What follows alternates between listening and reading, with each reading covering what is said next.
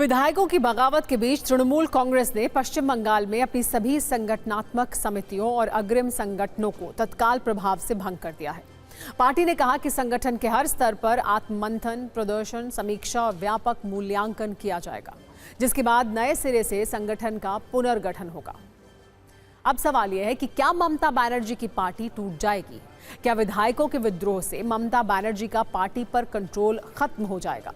इसे आंकड़ों से समझने की जरूरत है। विधानसभा चुनाव में टीएमसी के 80 विधायक जीते थे। अलग गुट बनाने के लिए इन्हें नियमों के अनुसार कम से कम 2/3 यानी कि 53 विधायक चाहिए। इस गुट ने अपने समर्थन में 58 विधायकों के हस्ताक्षर का दावा किया है।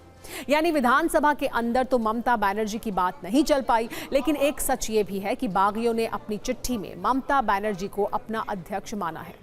हालांकि तृणमूल नेतृत्व ने इस पूरी कवायद को विश्वासघात कहा है।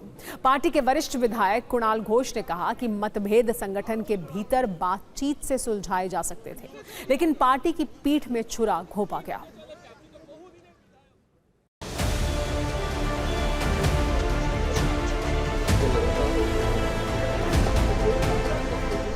मेरा भी सिग्नेचर है उसमें। जी, दल के खिलाफ नहीं है। हाँ, 5 साल गुजारना है विधानसभा के अंदर।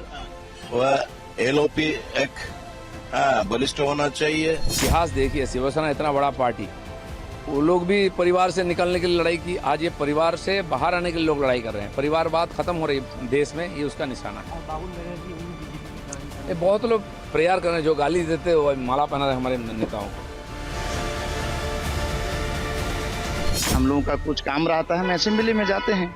आज सब तो ममता बनर्जी के साथ हैं। हम लोग सिंबल तो ममता बनर्जी के सिंबल से हम जीते हुए आए हैं। यदि एलओपी तो असेंबली के अंदर की बात है, कोई भी हो सकता है। ABCD जो एमएलए लोग चूज करेंगे, एलओपी हो सकता है, कोई भी हो सकता है। इसमें पार्टी के साथ क्या है? पार्टी तो ममता बनर्जी है, पार्टी के हम सब ममता बनर्जी के साथ है।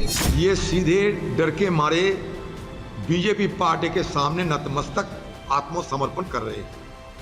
ये सारे जो चुने हुए जनप्रतिनिधि आज नया दल बनाने की कोशिश कर रहे हैं, इन सबको खिलाफ एक ना एक भ्रष्टाचार के आरोप है। ये डर के मारे बचना चाहते हैं। सवाल ये भी है कि क्या ममता बनर्जी ने अपनी पार्टी पर नियंत्रण खो दिया है? इसे आप काफी हद तक हाँ कह सकते हैं, क्योंकि पिछले रविवार को ममता बनर्जी ने विधायकों की एक बैठक बुलाई थी, जिसमें सिर्फ 20 विधायक पहुंचे थे। तभी मान लिया गया था कि टीएमसी में बगावत हो सकती है, लेकिन ये इतनी जल्दी होगी, इसकी उम्मीद कम लोगों को रही होगी।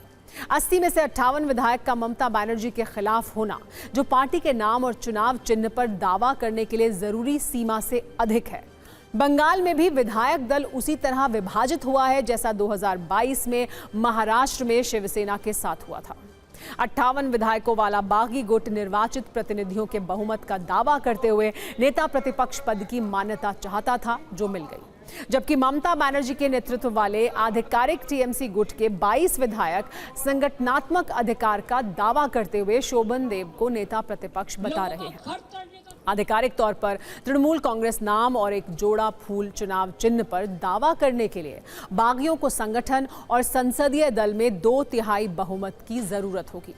58 विधायकों के हस्ताक्षर के साथ वो इस सीमा को पार करते हुए दिखाई देते हैं। हालांकि संगठन का गणित इससे अलग है। अंततः ये फैसला चुनाव आयोग करेगा कि असली टीएमसी कौन है। सवाल यह है कि विधायक दल टूट चुका है। ऐसे में ममता बनर्जी की पार्टी टूट जाएगी। अगर कोई राजनीतिक दल 2 गुटों में बंट जाता है, तो असली पार्टी नाम और चुनाव चिन्ह पर फैसला निर्वाचन आयोग करता है। दावेदार गुट को यह साबित करना होता है कि उसके पास पार्टी के ज्यादा सांसद और विधायक हैं। इसके लिए सांसदों और विधायकों के हस्ताक्षर वाले समर्थन पत्र आयोग को दिए जाते हैं। दावेदार को यह भी दिखाना होता है कि पार्टी के ज्यादातर पदाधिकारी और संगठन उसके साथ हैं। राष्ट्रीय कार्यकारिणी, कोर कमेटी और अन्य प्रमुख नेताओं का समर्थन भी महत्वपूर्ण माना जाता है। अभी ममता बनर्जी की पार्टी का विधायक दल टूटा है, ना संसदीय दल टूटा है और ना ही पार्टी और संगठन में कोई टूट है। इस हिसाब से ममता के हाथ से पार्टी का निकलना इतना आसान नहीं है। वैसे शिवसेना के मामले में 2022 में विधायक दल और संसदीय दल में 2/3 बहुमत के आधार पर एकनाथ शिंदे गुट को चुनाव आयोग ने असली शिवसेना माना था। उन्हें चुनाव चिन्ह और पार्टी का नाम दे दिया था। उद्धव गुट ने सुप्रीम कोर्ट में यह दावा किया था कि एकनाथ शिंदे का संगठन में बहुमत नहीं है और ऐसे में उन्हें शिवसेना का सिंबल नहीं मिलना चाहिए। लेकिन सुप्रीम कोर्ट ने चुनाव आयोग के फैसले पर रोक नहीं लगाई थी। शिंदे गुट की तरह यह मामला भी कोर्ट में जा सकता है, यानी इस खबर में कई कानूनी एंगल अभी बचे हुए हैं।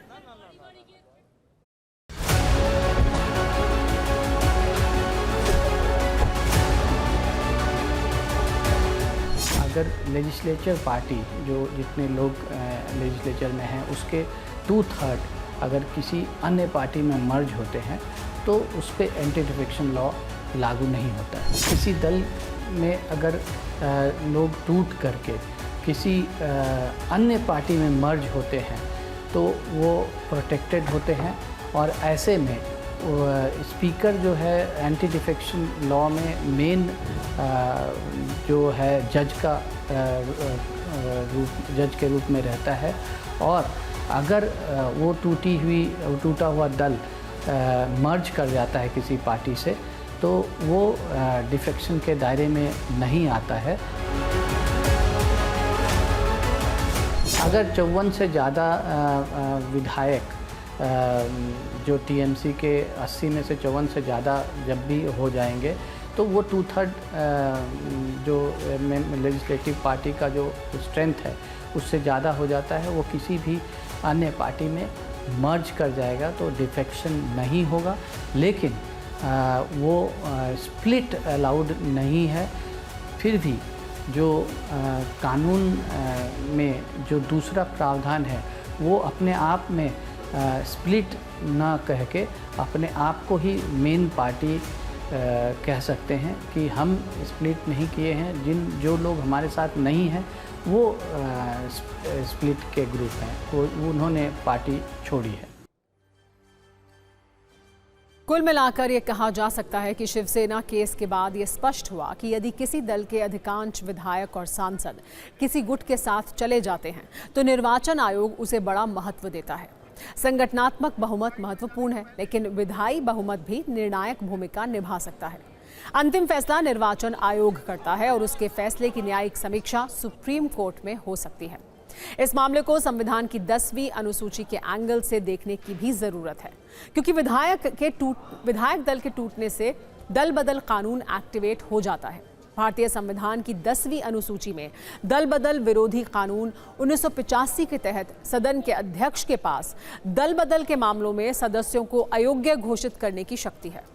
10वीं अनुसूची के पैराग्राफ 8 के तहत स्पीकर को दल बदल विरोधी प्रावधानों को लागू करने के लिए नियम और कार्यप्रणाली बनाने की शक्ति भी हासिल है, जिसमें यह कहा गया है कि अगर कोई विधायक दल टूटता है जिसके 2/3 विधायक किसी दूसरी पार्टी में शामिल होते हैं तो वो किसी अन्य दल में शामिल हो सकते हैं। उसे वैध विलय माना जाता है।